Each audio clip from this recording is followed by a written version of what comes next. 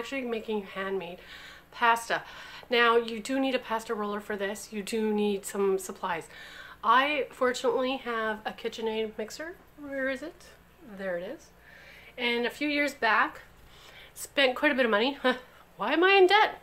Because I buy things. Anyways, so I have a pasta maker for my KitchenAid, and I also have the spaghetti maker. I actually have the linguine maker, the angel hair, and the thick noodles. I think that's more like a rice noodle. I also have the ravioli, and I gotta tell you, there is nothing like homemade ravioli, but it's probably been over a year since I've made homemade ravioli. I also have the drying rack, and this just helps. It's all lined up now, but it goes like that when you're actually gonna dry the noodles. I don't dry my noodles. I find it takes way too long, so I put them in Ziploc bags and freeze them. And I do it for a portion of feeding four, so like my family, and freeze it so that I can feed a dinner. When you make the pasta though, it will say on the recipe, and I'm just following the cookbook that came with my spaghetti stuff.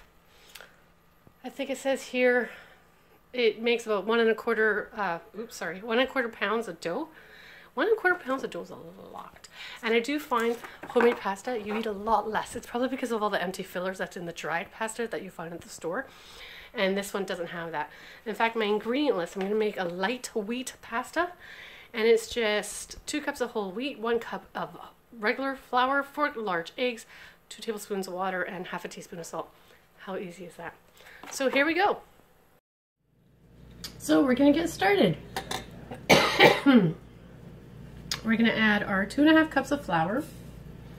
And I like that. Actually, put this in before I start.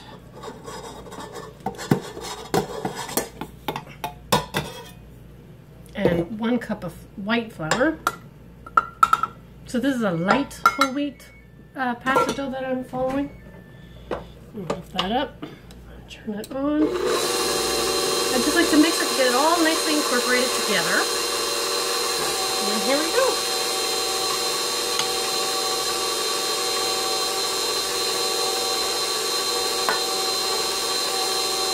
And some water.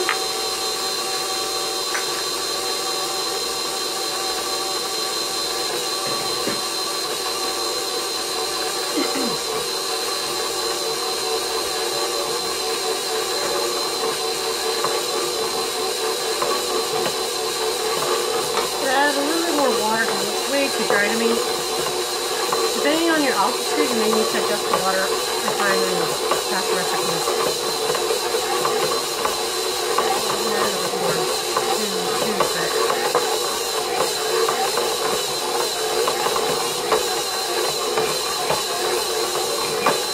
I'm going to take that off and test it.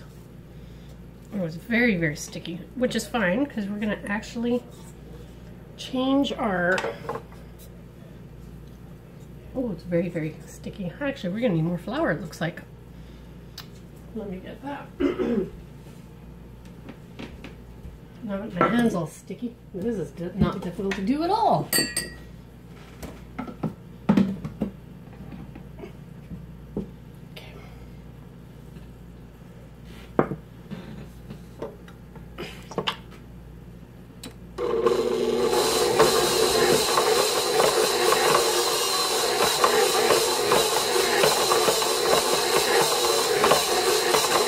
Making the dough itself is actually really simple, and once you get it, yeah, that's pretty much it. I'm done. I'm gonna lower that. I like to use my hand. I know the KitchenAid comes with a dough beater. Anyways, it's for dough. I never ever use it. I prefer my hands, and that's just who I am. For those of you that don't like to use your hands, don't use your hands. That's quite alright as well. I'm just gonna add a little bit of flour just so it doesn't stick to my hands. So now we're gonna take a chunk of this dough that we just made. I'm gonna take a very big one actually. The smaller, I find the smaller, the easier to handle. And we're gonna turn our machine just to stir or 1, and make sure your dial's on 1. Because we're gonna, this is the thickest part right here and getting this part right.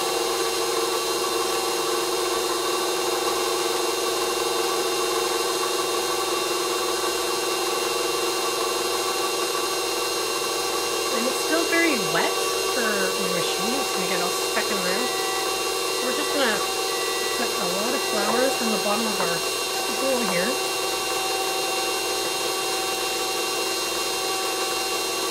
I find when I'm making pasta that it is not a quick process, but very satisfactory, and I have flour that will last me days all over my floor. In fact, I'll sweep today, mop today, sweep a second time later today because I'll find flour on my floor, and do it again and again because I just find we use so much flour. And you're just going to keep putting it in until you get about the width of the machine is what I'm looking for.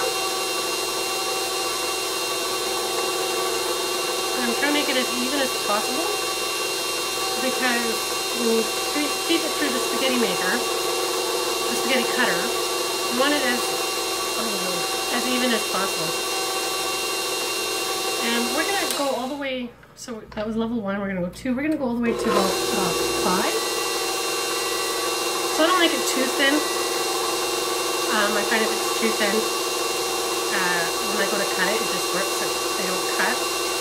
And you don't want that either. You do want it to get cut. I'm just adding a little bit more flour because the more my dough sticks to the machine, actually more likely will make holes in the dough, and we don't want that. And it's just a process of putting it through, and putting it through, and putting it through.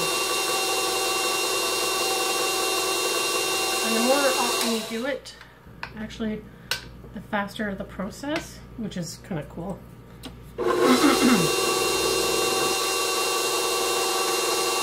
These are also good just the way they are as a lasagna noodle. It doesn't have the nice wrinkly sides, but it's not, once you cover it up in cheese, nobody will notice anyhow. So there is my first part. I'm going to turn this off, so this is, I don't know, I call it the flattener. We're going to remove that, put the spaghetti cutter on, and tighten that up. That's how easy it is to switch out your instruments with the KitchenAid. And again, that's why I love KitchenAid. So we're going to put it on stir, which is the slowest speed, and we're just going to feed that through.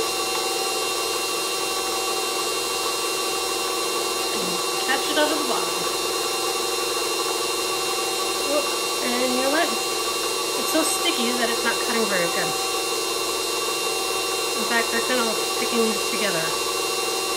So I might have to redo this one. I will show you what happens. If you don't put enough flour in, and your dough is too sticky, they don't actually separate. It stays like that. Which is a cool look, but not what I want. So, luckily dough is very forgiving. I'm just going to bunch it up and stir it all over with the first one.